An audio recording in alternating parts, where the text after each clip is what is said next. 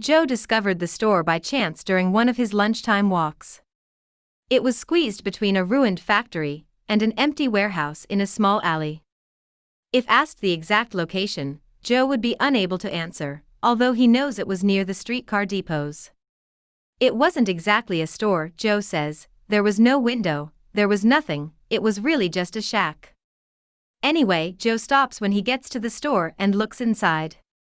He can't see much because the sun is shining quite brightly that day, and the interior is dark, but he sees a sign on a table, near the door, that has the word chatarra written on it. Joe, as is well known, is fond of snooping around junk stores and the like, and enters. He still can't see anything, dazzled as he is by the sun, but the place smells bad. The atmosphere is hot and humid, it has a metallic taste. If you ask Joe what he means by that, he will assume that this is the perfect kennel for one of his headaches. But Joe decides he'll take a quick peek, and when his eyes finally adjust to the darkness inside, he begins to snoop around. The stock, if you can call it that, is arranged in 2 rows of long, narrow tables that extend to the very back of the store.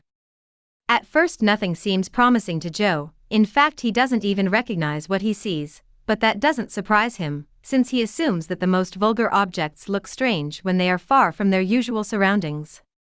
When he picks up a twisted piece of metal, wondering if it came from the bowels of a jet engine or a washing machine, Joe suddenly notices someone standing next to him. Surprised, he turns and sees an old man dressed in a dirty jumpsuit. Assuming that he must be the owner of the store, as he really is, Joe smiles and tells him, "I'm just looking around. That's okay with you, isn't it?" "Sure," says the old man, "look around as much as you like." He's a strange little fool, according to Joe. Yellowish skin, you know, like jaundice, and bright orange eyes.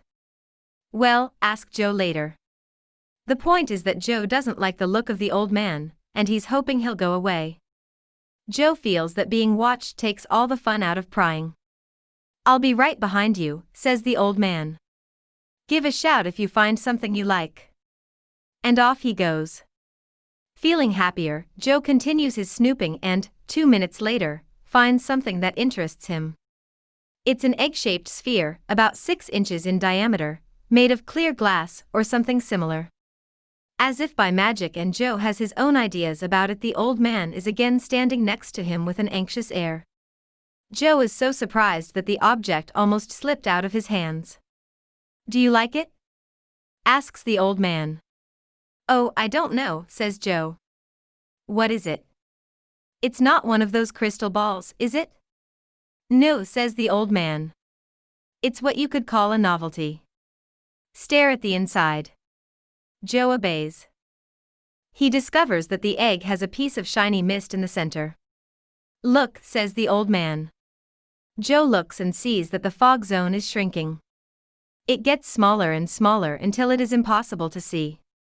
Then there is a bright flash of light, and the fog zone reappears, but this time it is growing. "What is it?" Joe asks again. "The universe," answers the old man. "Oh," says Joe, and then he thinks a little. "Very clever indeed. Like one of those Christmas scenes for the kids. You shake them up and it looks like it's snowing inside." "No," says the old man. "This is genuine. What you are holding is your true universe." "You're kidding me," says Joe. "How can you get the whole universe into a crystal egg this size?" "I don't know," answers the old man. "I suppose it's like putting a ship into a bottle. I don't even have a clue how he did it. But how can we be here holding the universe? Shouldn't we be inside the egg too?" "We are, or we will be, or we were, I'm not sure. A very different time scale, that's clear from the fact that we can see the vibration of the universe. As we speak, millions of years are passing inside the egg." "Wow," says Joe.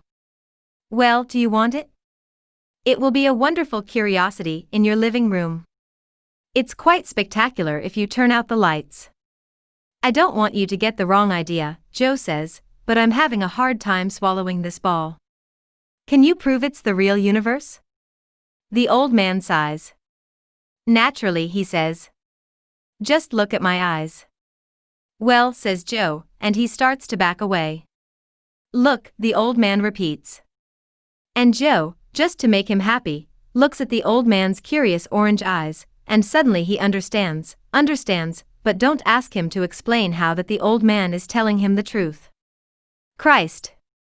exclaims Joe, what an ancestor he has. The old guy offers a smile as an excuse and shrugs. "But, as you can see, I've hit some hard times." Joe looks at the egg again. "Christ," he mutters, "the true universe is here." Then a thought strikes him. "Hey, how much do you want for this?" The old man meditates. "How about $1.50? Joe shakes his head and, looking sad, leaves the egg on the table. "It's not for me."